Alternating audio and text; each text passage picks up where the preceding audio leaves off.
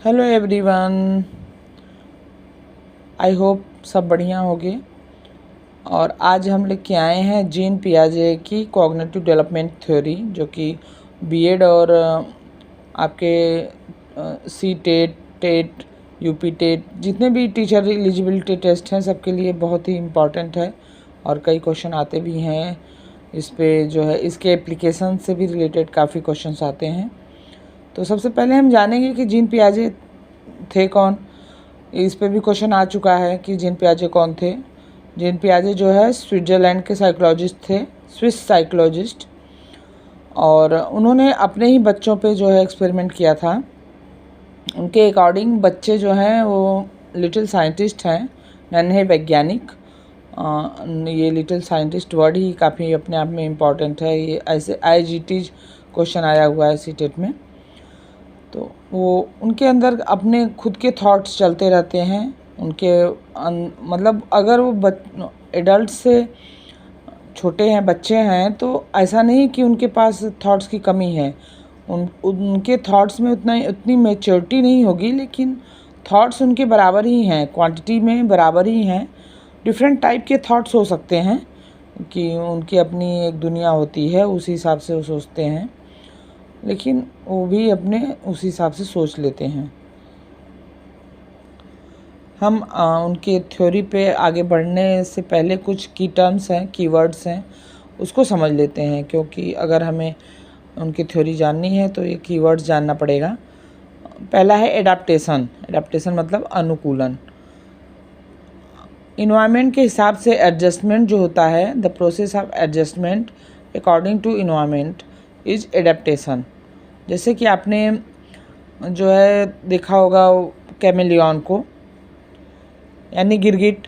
गिरगिट जो है वो अपने बैकग्राउंड के हिसाब से, अपने आसपास के जो भी उसका वो है, उसमें अपना रंग वो चेंज कर लेता है। अगर उसका ग्रीन कलर का इन्वायरमेंट है आसपास, तो अपने आप को ग्रीन ही चेंज कर लेगा। अगर ब्राउन पत्तियां हैं, ब्राउन कलर का आसपास का वो है, तो ब्राउन कर लेगा, अपने आप को उसी में ढाल लेता है। ठीक उसी तरह आपने पोलर बियर्स को देखा होगा। उनके फर जो हैं वो पोलर, वहाँ पे ठंडी ज़्यादा पड़ती है, तो वो फर उनको उस ठंड से बचाने के लिए हेल्पफुल होते हैं। तो वो भी एक तरह का एडेप्टेशन ही है, अनुकूलन है। नेक्स्ट वर्ड है एसिमिलेशन, आत्मसातकरण। मतलब कि जो है चीज़ों को अपने हिसाब से बना लेना या उसके हिसाब से हो जाना। जैसे कि मान लीजिए आपने कोई छोटा बच्चा है, उसने एक कुत्ता देखा, और कुत्ते को देखा उसने, तो देखा कि हाँ उसके 4 पैर हैं और एक पूँछ है और भौं भौं करता है, ऐसा करके उसने समझ लिया।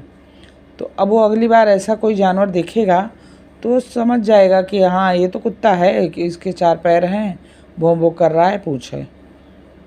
अब उसमें आया एकोमोडेशन। एकोमोडेशन मतलब कि जो हमारे अंदर हमने कुछ एक प्रोसेस बनाया हुआ है और फिर उसमें और कुछ ऐड करते जाएं। जैसे कि अब जो बच्चा है उसने कुत्ता देखा, लेकिन उसने थोड़ी देर बाद कुछ एक बिल्ली देख ली। अब देखा उसके बिल्ली के भी 4 पैर हैं, एक पूँछ है, लेकिन वो भौं भौं नहीं कर रही है, वो म्याऊं म्याऊं कर रही है, तो ये कुत्ता नहीं हो सकती, तो वो बिल्ली है। वो अगली बार फिर वो समझ जाएगा, उसने अपने मेमोरी में फिट कर लिया कि 4 पैर है, पूँछ है, और जो है दिखती तो कुत्ते जैसी ही है, लेकिन म्याऊं म्याऊं कर रही है, तो बिल्ली हो गई। अपने उसमें स्कीमा में फिट कर लिया। अब आप सोच रहे हो कि स्कीमा क्या होता है। स्कीमा अ स्ट्रक्चर्ड फ्रेमवर्क और प्लान। मतलब कि आपने कुछ अपने दिमाग में बैठाया हुआ है कि मान लीजिए आपको कुछ काम दिया गया, तो आपने एक प्रोसेस बना लिया कि इस काम को करने के लिए हम पहले ये करेंगे, फिर ये करेंगे, उसके बाद ये करेंगे। तो आपका ये कोई फ्रेमवर्क बन गया, प्लान बन गया, उसी को स्कीमा बोलते हैं। जैसे कि अभी आप सीटेट की तैयारी कर रहे हैं या बीएड की तैयारी कर रहे हैं, तो आपके दिमाग में बैठा हुआ है कि अगर हमें टीचर बनना है तो हमें पहले बीएड या डीएलएड जो भी है करना है, उसके बाद हमें सीटेट या कोई भी स्टेट लेवल का टेट देना है, उसके बाद हम अगर प्राइवेट जॉब करना है तो हम कोई स्कूल में इंटरव्यू वगैरह देंगे, अगर गवर्नमेंट जॉब करना है तो उसके आगे फिर और भी एग्ज़ाम देंगे। तो एक स्कीमा आपने बनाया हुआ है, यही होता है स्कीमा। उसके बाद एक वर्ड और है इक्विलिब्रेशन, यानी संतुलन। आपका जो एसिमिलेशन और एकोमोडेशन दोनों वर्ड आपने समझ लिया। इन दोनों के बीच जो बैलेंस होता है वही इक्विलिब्रेशन होता है। इतना, आई होप इतना आपको समझ में आ गया होगा, क्योंकि ये कीवर्ड्स भी काफ़ी इंपॉर्टेंट हैं और कभी कभी डायरेक्ट यही क्वेश्चन में आ जाते हैं, तो आपको ये समझना ज़रूरी है। अब उसके बाद हम जीन पियाजे की 4 डेवलपमेंटल स्टेजेज देख लेते हैं। इसमें 4 जो डेवलपमेंटल स्टेजेज हैं, पहली है सेंसरी मोटर स्टेज, दूसरी है प्री ऑपरेशनल स्टेज, तीसरी है कंक्रीट ऑपरेशनल स्टेज और चौथी है फॉर्मल ऑपरेशनल स्टेज। इसको याद करने का तरीका देखिए, आप इसको भी बना सकते हैं ऐसे। SPCF sensory motor stage, S से सेंसरी मोटर स्टेज, P से प्री ऑपरेशनल स्टेज, C से कंक्रीट ऑपरेशनल स्टेज और F से फॉर्मल ऑपरेशनल स्टेज। इसकी एजेज क्या है? सेंसरी मोटर स्टेज जो है वो 0 to 2 ईयर्स होता है, pre operational stage 2 to 7 years, concrete operational stage 7 to 11 years और formal operational stage 11 to 15 years. Sensory motor stage, pre operational stage, फिर कंक्रीट ऑपरेशनल स्टेज और देन लास्ट में formal operational stage. ये आपका direct stages पे भी question कई बार आया हुआ है, कितने से कितने एज डिफरेंस का होता है ये भी आपका हुआ है, क्वेश्चन बना हुआ है, तो आप इसको याद रखिएगा। आप जैसे भी याद रखिए, याद होना चाहिए, आप अपने तरीके भी उसमें कर सकते हैं। तो पहला जो है सेंसरी मोटर स्टेज है। सेंसरी मोटर स्टेज जो है 0 से 2 साल के बीच का होता है, बच्चा 0 से 2 साल का होता है और उसका जो है सेंसरी मोटर स्टेज मतलब संवेदी पेशी अवस्था, मतलब वो सेंसेस के थ्रू ही समझता है। हमारे सेंसरी ऑर्गन्स कितने होते हैं आपको पता ही होगा, 5 सेंसरी ऑर्गन्स होते हैं। अगर पता हो तो आप कमेंट में बताइएगा, वैसे सबको पता होंगे।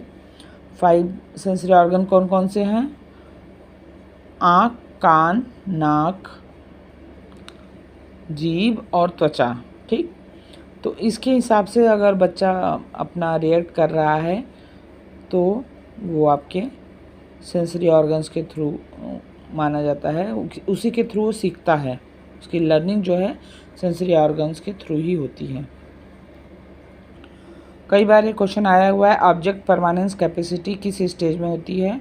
तो इसी स्टेज में होती है ऑब्जेक्ट परमानेंस। जैसे कि चीज़ों को याद रखने की, वो परमानेंटली उसको याद रख लेता है। मान लीजिए हमने उसको कुछ बोला बिल्ली, तो उसके दिमाग में उसकी फ़ोटो बन जाएगी कि बिल्ली ऐसी ऐसी होती है। मान लीजिए हमने उसके सामने कोई चीज़ छुपाई और वो देख रहा है, तो हो सकता है हम भूल जाएं, लेकिन बच्चे को याद रहेगा कि हमने वो चीज़ वहाँ रखी थी, इशारे से वो बता देगा कि कहाँ है। तो ऑब्जेक्ट परमानेंस, ये वर्ड ही याद रखिएगा, कई बार एग्जाम में यही क्वेश्चन आ जाता है। उसके बाद है कि प्री ऑपरेशनल स्टेज, दूसरा स्टेज जो है प्री ऑपरेशनल स्टेज, पूर्व संक्रियात्मक अवस्था। इसमें बच्चा जो है सिंबल्स के थ्रू अपना लर्निंग करता है और बताता भी है। उसको जो है सिंबल्स के ज़्यादा याद रहते हैं। जैसे कई बार जो है पानी का भी कुछ अपना बताएगा आपको, अपनी कुछ लैंग्वेज होगी उसमें बताएगा कि जो है कुछ लैंग्वेज बना लेगा ऐसे से। जैसे कई बच्चे मम करके पानी बोलते हैं तो मम हो गया उसका अपना कोड। इसी तरह और भी सिंबल्स वो कर लेते हैं। ये आपका 2 to 7 ईयर्स के बीच में होता है। अब इसमें कुछ कुछ टर्म्स हैं जो कि जो है काफ़ी वो हैं।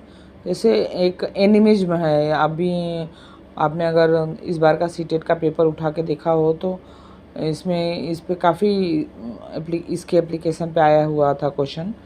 तो एनिमिज्म का मतलब जीववाद। वो बच्चा जो है वो सजीव निर्जीव में अलग नहीं कर पाता, वो हर चीज़ को यही सोचता है कि इसके अंदर जान है। जैसे अगर वो अपनी गुड़िया से खेल रहा है या अपने खिलौने से खेल रहा है, कार से खेल रहा है, तो उसको भी वो समझता है कि इसके अंदर जान है। गुड़िया भी बोल सकती है, उसके भी अपने थॉट्स होते हैं, वो भी खाना खाती है, वो भी सोती है, इस तरह से उसके थॉट्स होते हैं।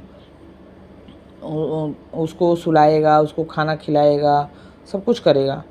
तो मान लीजिए उसको चोट लग जाती है और आप दौड़ के गए, मान लीजिए उसको दरवाजे से चोट लगी और आप बोलोगे दरवाजे को हम मारेंगे, दरवाज़ा ठीक हो जाएगा, मार देंगे, तो बच्चा खुश हो जाएगा कि हाँ हाँ इसको हमको चोट लगी तो इसको भी मारा जा रहा है, इसको भी चोट लगी। तो वो इसी दुनिया में जीता है। ये आपका एनिमिज्म हो गया। ऐसे ही क्वेश्चन आया था कि जो है बच्चा इस थॉट प्रोसेस में चल रहा है, तो किसका एग्जाम्पल है? आंसर एनिमिज्म ही था। नेक्स्ट है ईगोसेंट्रिज्म, अहम केंद्रित, मतलब कि बच्चा सिर्फ अपने आप से ही उसमें रखता है कि अगर ये हमें पसंद है, कोई चीज़ हमें पसंद है तो वो सबको पसंद होना चाहिए। मान लीजिए उसको कुछ टॉफ़ी पसंद है, लॉलीपॉप पसंद है, तो वो सोचेगा कि दुनिया में जितने लोग हैं सबको लॉलीपॉप बहुत पसंद होगी। नेक्स्ट है आपका कैरेक्टर इरिवर्सिबिलिटी, अपलटावी, मतलब कि जैसे हम 6+4 उसको समझा दिए 10 होता है, तो अगर हम उससे पूछेंगे 4+6 तो नहीं बता पाएगा कि अगर 6+4 10 है तो 4+6 भी 10 होगा, वो नहीं कर पाएगा, उसको तुरंत पलट के नहीं बता पाएगा। ये आपका इरिवर्सिबिलिटी है, ये प्री ऑपरेशनल स्टेज में है, वो उसको अलट पलट के नहीं बता सकता। अब कुछ है कॉन्सेप्ट, जैसे money concept, distance, weight, height, ये सब वो नहीं कर पाता। जैसे मनी में ही है, अगर हम उसको नोट और सिक्के में चूज करने को दें तो वो सिक्के चूज करेगा, उसे लगेगा कि सिक्के ज़्यादा उसके हैं, भारी हैं, तो इनकी वैल्यू ज़्यादा होगी, नोट की वैल्यू कम होगी। उसको आइडिया नहीं है कि इतने रुपए हैं तो ये नोट बड़ा नंबर है, बड़ा फिगर है, इसकी वैल्यू ज़्यादा होगी। नहीं, वो वज़न से देख रहा है कि क्योंकि सिक्का भारी है तो सिक्के का वैल्यू ज़्यादा है। ऐसे ही डिस्टेंस का भी है उसको, कि जो है उसको ये आइडिया नहीं है कि मतलब किलोमीटर बहुत दूर है, मीटर बहुत पास है, तो अपने हिसाब से ही वो कर लेता है, ऐसा मतलब उसको मेजरमेंट का आइडिया नहीं है।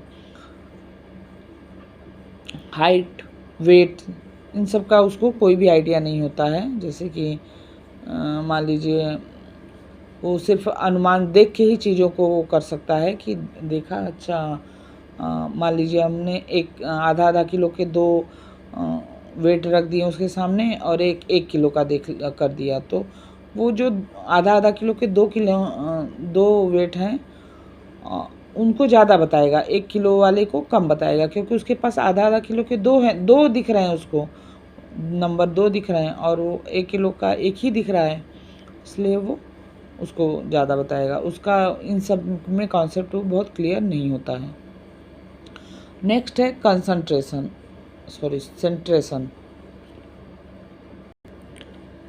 सेंट्रेशन का मतलब है कि बच्चा एक बार में एक ही चीज़ पे केंद्रित कर सकता है, एक ही जगह उसका सेंटर ऑफ अट्रैक्शन रहेगा। वो यानी मल्टीटास्किंग में बिलीव नहीं करता है। जैसे मान लीजिए हमने उसको फ़ोन दिया, तो अगर वो वीडियो देखता है फ़ोन में तो वीडियो ही देखेगा, वो सेल्फ़ी ले रहा है तो सेल्फ़ी ही लेगा वो, बाकी उसको आइडिया नहीं है कि फ़ोन से बात भी कर सकते हैं, फ़ोन से हम फ़ोन में ड्राइंग भी कर सकते हैं, इस सब का उसको आइडिया नहीं। अगर वो वीडियो देख रहा है तो अपनी राइम्स वगैरह जो देखता है उसी में बस उसको यही है कि ये सिर्फ इसी के लिए यूज होता है और इसका कोई यूज नहीं है। एक बार में सिर्फ एक चीज़ पे कंसंट्रेशन होता है उसका। नेक्स्ट है कंजर्वेशन, संरक्षण। मान लीजिए हमने 2 बर्तन लिए और एक का हाइट कुछ ज़्यादा है और एक की चौड़ाई ज़्यादा है, तो वो देखेगा जिसकी हाइट ज़्यादा है उसी की तरफ दौड़ेगा कि उसी में सामान ज़्यादा आएगा। चौड़ाई ज़्यादा है और आकार में छोटा है तो उसको ये अंदाज़ा नहीं कि दोनों बर्तन सेम अमाउंट के हो सकते हैं, कि उसमें सेम लिक्विड आएगा, सेम कैपेसिटी होगी उनकी, उसको ऐसा कोई आइडिया नहीं होता है। वो सिर्फ देखेगा कि वो जो बड़ा है बर्तन, वो अगर 2 एप्पल दिया आपने और एक बड़ा एप्पल है और एक थोड़ा वजनी है लेकिन वो देखने में थोड़ा छोटा है, तो जो साइज़ में बड़ा होगा भले हल्का हो लेकिन वो साइज़ में बड़ा है तो उसी की तरफ दौड़ेगा वो। नेक्स्ट है सीरियसन, क्रमबद्धता। प्री ऑपरेशनल स्टेज में बच्चा सीरियसन पे भी ध्यान नहीं देता, वो क्रमबद्ध चीज़ों को नहीं मैनेज कर सकता, ऐसा जीन पियाजे जी का मानना था। उसके बाद आता है हमारा नेक्स्ट स्टेज जो है कॉन्क्रीट ऑपरेशनल स्टेज, मूर्त संक्रियात्मक अवस्था। Child starts thinking on things that are before his eyes and there is no maturation in thinking process. उसके थिंकिंग प्रोसेस में मैच्योरेशन नहीं होता, उसके सामने जो चीज़ें हैं वो उस पर देख सकता है। जैसे मान लीजिए वो किसी की वीडियो देख रहा है तो वो बंदा कैसा दिखता है, कैसे बोल रहा है, इस सब पे वो करेगा, लेकिन उसमें जो है उसके थॉट्स में, उसके स्पीकिंग में क्या मैच्योरिटी है, क्या ज्ञान दे रहा है, उस पर उसका बहुत फोकस नहीं रहेगा। बाकी आपके जो पूर्व संक्रियात्मक अवस्था में प्री ऑपरेशनल स्टेजेस में जो हैं ये एनिमिज्म, ईगोसेंट्रिज्म, ये सब उसमें धीरे धीरे वो चीज़ों को मैच्योरिटी के हिसाब से थोड़ा बहुत देखने लगेगा। जैसे अपलटावी इरिवर्सिबिलिटी उसके अंदर आ जाएगी, वो कर सकता है। वो जो है एनिमिज्म में नहीं ऐसा नहीं होता है, जो नहीं है कि वो गुड़िया बोले, ऐसा उसके अंदर दिमाग में नहीं आएगा, अहम केंद्रित भी नहीं होगा। वो उसके अंदर ये समझ आ जाएगी कि अगर मुझे जो है ये आइसक्रीम पसंद है तो जो नहीं कि सबको वही पसंद हो, सबकी अपनी थॉट्स हो सकते हैं। वो हाइपोथेटिकल थिंकिंग में रहता है, आगमनात्मक तर्कणा में रहता है। जैसे कि अगर हमको उसको कोई चीज़ सिखानी है तो हमको पहले हाइपोथेटिकल थिंकिंग है। आगमनात्मक तर्कणा का मतलब है कि हमको अगर बच्चे को कुछ सिखाना है तो पहले हमको उसको एग्जाम्पल देना होगा और एग्जाम्पल से करते हुए फिर हम उसको उसके रूल्स वगैरह बता सकते हैं। जबकि नेक्स्ट स्टेज पे फॉर्मल ऑपरेशनल स्टेज में है निगमनात्मक तर्कणा, यानी कि डिडक्टिव थिंकिंग। उसमें क्या है कि बच्चे को पहले रूल बताएंगे, उसके बाद जो है एग्जाम्पल देंगे। मैथ के जैसे फार्मूले वगैरह होते हैं, पहले फार्मूले बताए जाते हैं, उसके बाद उसको सॉल्व किया जाता है। लेकिन वो जो है 11 to 15 ईयर्स के बच्चे को बताया जाता है। लेकिन जो 7 to 11 ईयर का बच्चा होगा, कंक्रीट ऑपरेशनल स्टेज में जो बच्चा होगा, उसको हम हाइपोथेटिकल थिंकिंग आगमनात्मक तर्कणा में वो करेंगे। पहले उसको एग्जाम्पल देंगे। जैसे अगर हमको फोटो सिंथेसिस को बताना है तो पहले पेड़ पौधों का एग्जाम्पल देंगे, बताएंगे कि ये ग्रीन कैसे है, क्या नाम है, पत्तियों सूर्य की रोशनी से लेके और सारी चीज़ों से लेके वो ऐसे ग्रीन होता है। फिर वो आगे प्रकाश संश्लेषण करता है, तब जो जाके हम उसका आगे बता सकते हैं। लेकिन निगमनात्मक में पहले रूल्स बताएंगे, उसके बाद जो है उसको सॉल्व करेंगे। जो फॉर्मल ऑपरेशनल स्टेज होता है, औपचारिक संक्रियात्मक अवस्था लास्ट स्टेज है और उनके जीन पियाजे के हिसाब से highest stage of cognitive stage थी।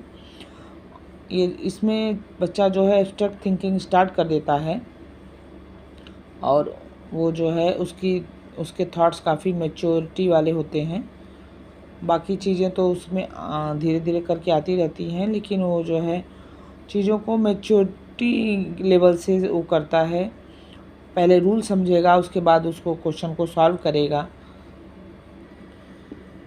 इस स्टेज पे बच्चा जो है तर्क वितर्क शुरू कर देता है। आप उसको कुछ रूल्स बताएंगे तो उस पर वो अपना ओपिनियन देगा, अपने राय देगा और अपने पॉइंट्स भी रखेगा। मान लीजिए आप उसको कोई वीडियो दिखाते हैं तो उसमें वो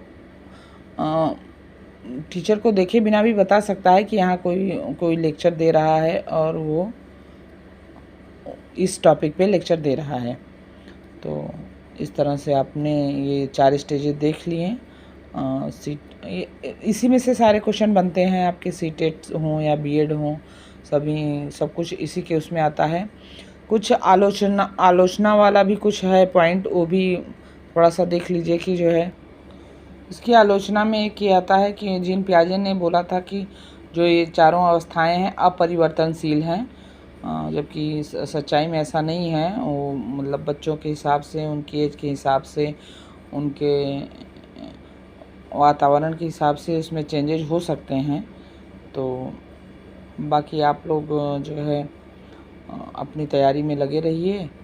इसमें आपको अच्छा लगा हो मेरा वीडियो तो इसको लाइक करिए, कमेंट करिए, शेयर करिए, और ऐसे ही और भी वीडियोज़ के लिए हमें सब्सक्राइब ज़रूर कर लीजिए। मिलते हैं नेक्स्ट वीडियो में, तब तक के लिए धन्यवाद।